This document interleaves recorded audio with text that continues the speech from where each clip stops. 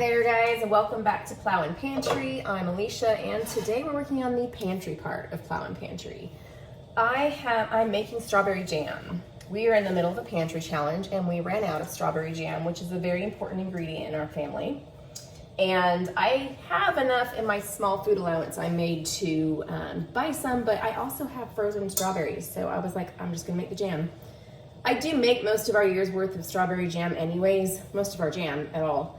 But we just ran out early this year. So what I have here, because I'm making a no pectin recipe, I do have pectin, but why use it if I don't have to? I have 6 cups of strawberries and 4.5 cups of sugar. So they've been sitting in a bowl with the sugar macerating for like 10 hours. I did it overnight. This is, by the way, an approved recipe, in case you're wondering. I got this. I've been doing this for years, and I got it from the National Center for Home Food Preservation, which is kind of the standard for safe canning practices. And I am just going to get this going on the heat.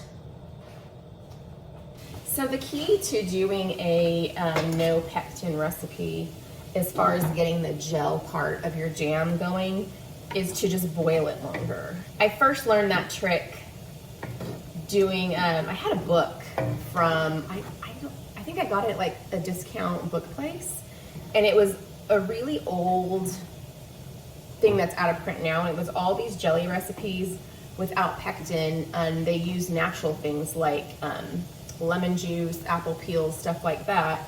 And one of the things I noticed about all the recipes was they cooked a very long time.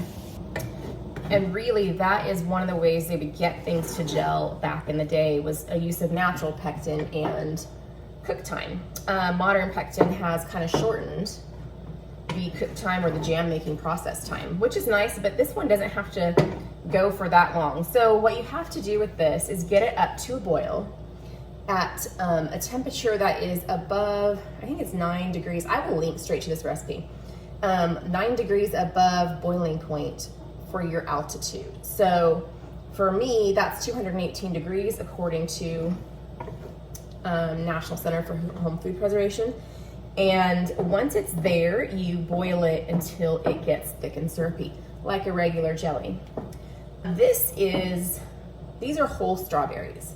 And I actually like ours. You can mash them with like a potato masher if you want, after they're cooked and they've gotten softer. We like our jam a lot smaller bits. One of the joys of making your own jams and jellies is you can get the consistency you want. So what I will do when it gets softer is I will use my immersion blender to get it. I don't want it like straight like a jelly. We do like some chunks, we just like them to be smaller and soft. But just so you know, the smaller you make the bits of strawberries, the more moisture they release, and so the longer it will take for them to boil down into that gelled state. So I fully recognize going into this that I'm going to be spending about 40 minutes here at the stove. I don't need to constantly stir it right now, I'm stirring occasionally, but when it comes to a boil, you do have to pretty constantly stir it for like 15-20 minutes. Otherwise it will stick and burn. I have a plate in the freezer, which is my standard way. If you've watched any of my other jelly making videos, it's my standard way of making sure that this has gelled appropriately, so it's ready for me. And once this gets up to a boil, I will bring you back over to see how it looks. I also have my jars right here in my counter getting hot and boiling and sterilized. I have the lids and all my equipment right behind me so that we're ready to go as soon as this is ready to go.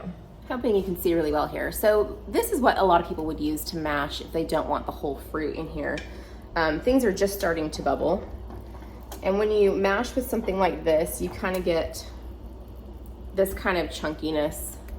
You're breaking it down quite a bit, but it's still large chunks attached together. You could do it partially like this. What I'm gonna do though is kind of blitz it with my stick blender to get the smoother consistency that I like. But I was just showing you that so that you would know what to do if that's the consistency that you like. So my stick blender here, and I want to do this at this point. because it's soft enough to do it, but if I wait until it's cooked down more, then the liquids will release then, which will make it soupy again. So I want to do it towards the beginning when there is plenty of time for all this water content to cook out. Okay, that's about how I like it. Doing this though, I will tell you, will add about 20 minutes to my cooking time compared to the hand smashing way. But I'm okay with that because I want it the way that I want it, right? So now that it's starting to boil, it's just like any other jam. You want to let it boil until it thickens.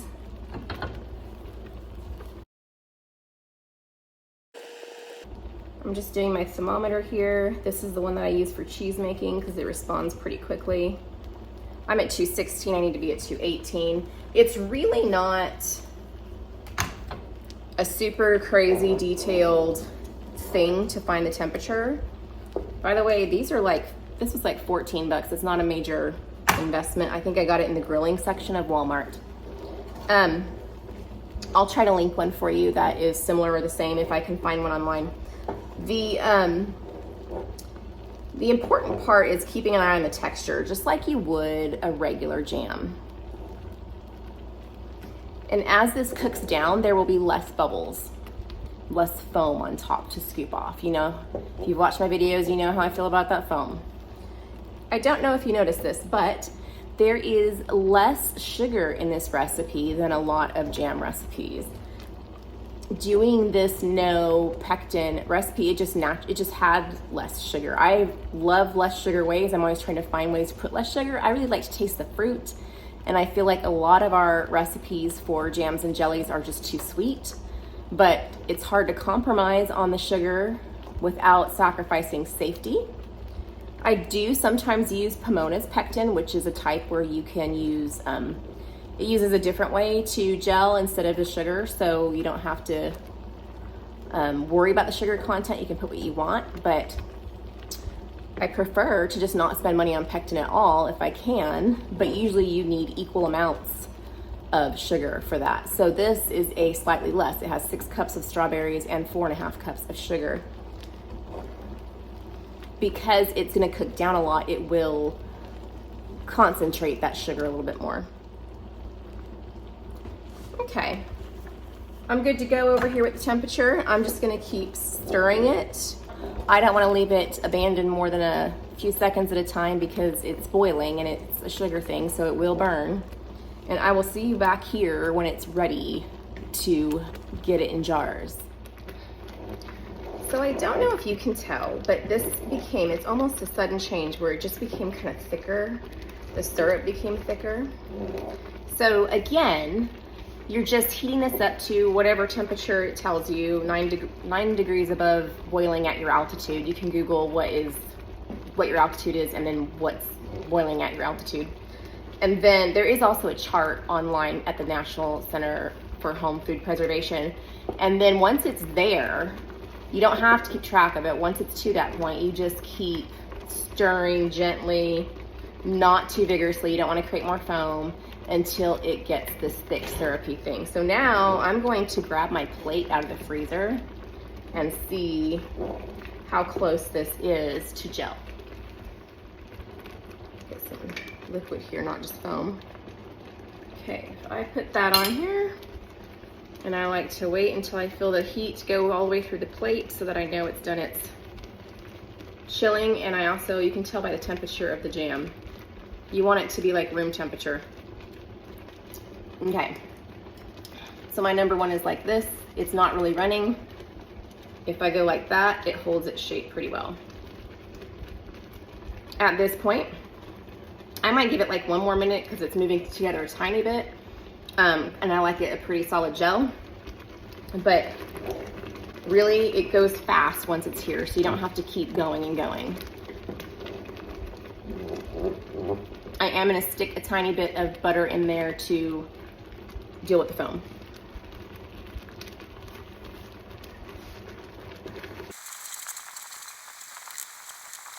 So at this point, what we need to do is get this into jars. I'm gonna turn this off. And if you've seen me make jelly before, you know that I like to use a pitcher to put the jelly in, because then I can pour it into the jars easier than ladling. There are some things I ladle, but jam, you have to work so fast. I just prefer to get it in the pitcher and pour it.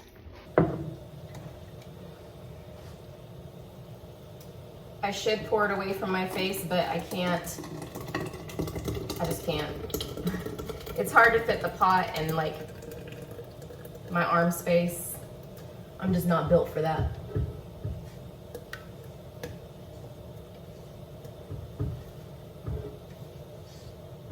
Okay, so I'm gonna sit this aside,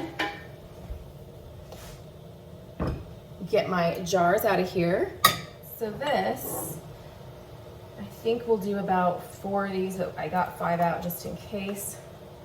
Jams and jellies are always a 1/4 inch headspace at the top. That one's a little full. You'll notice it cooked down a lot. Even the chunks I left got soft and cooked down quite a bit.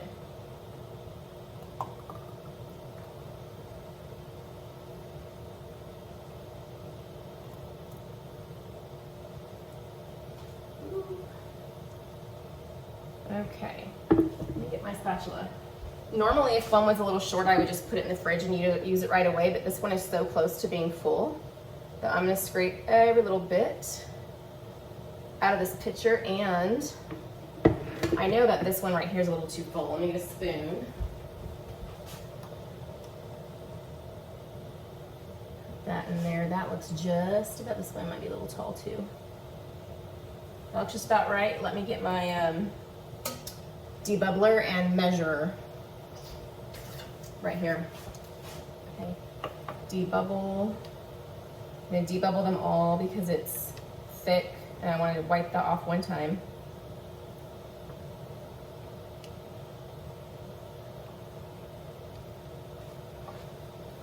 I did pretty good with the foam on this batch. Okay, and then a 1/4 inch headspace.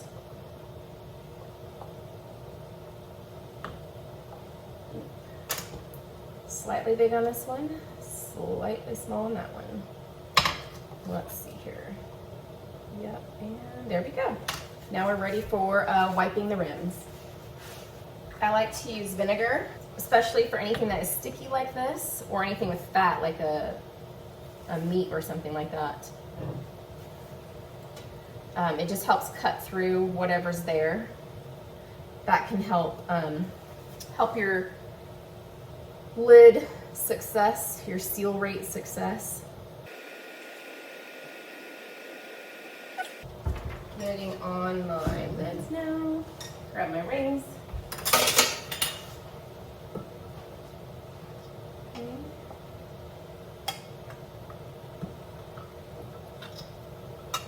These have been soaking in warm, well, fairly hot water, not boiling, but warm water to help the seal soften up and get ready, that little part right there. Fingertip tight.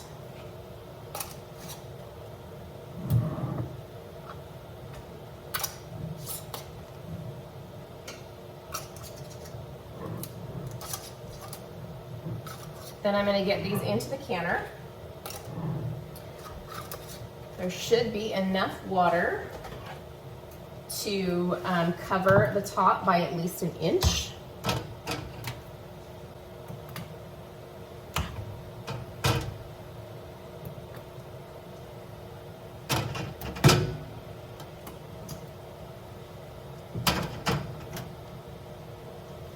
And at my altitude, I need to process these for 10 minutes. I'm just slightly above 1,000 feet. Part of my town is lucky enough to be below. Part of my town is too high. Okay, jars are in and lowered. You don't start, I like to put my extra vinegar in there to help with the water.